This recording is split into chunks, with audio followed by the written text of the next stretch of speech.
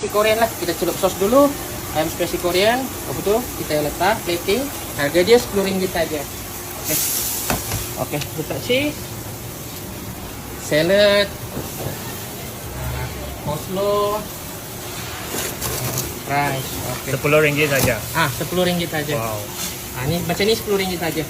Ini menu. Ini dia punya sukatan lah, spaghetti. Okay. Untuk satu portion. Untuk satu portion. Oh. Kalau ni RM10 saja. Okey, ini spaghetti. Kalau spaghetti saja spicy Korean RM10. Okey, macam ni. Okey. Ada lauk macam ni. Ini RM16 lah. RM16.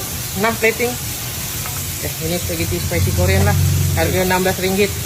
Okey, timisan cheese. Cheese. Ini base kita carbonara lah, homemade. Carbonara. Timisan cheese, parsley, isi ayam. Okey, untuk spaghetti lah. Ini RM10. Tekan main base lah ya, sos dia. Oh, contoh chicken grill tambah RM4 lah. Tambah RM4. Okey, macam ini chicken grill kita ada 2 keping RM14. 2 keping ayam, mashed potato, black pepper, chili sauce, coleslaw dengan fries lah. Ini chicken marinade lah. 2 keping RM14.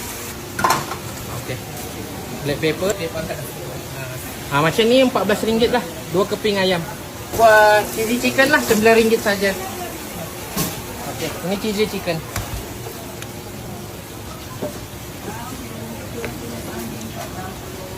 Coleslaw. Kita letak fries. Kita bagi black pepper. RM9 saja. RM9 saja. Wow.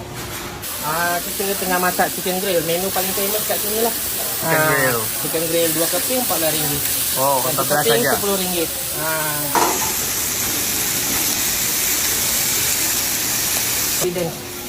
Okay. Ini special sauce lah. Special sauce.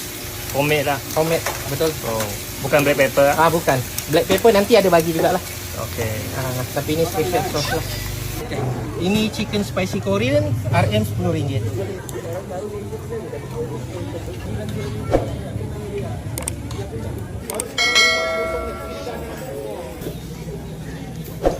Minuman kita ada teh ais RM1 dengan sirap ais RM1 lah.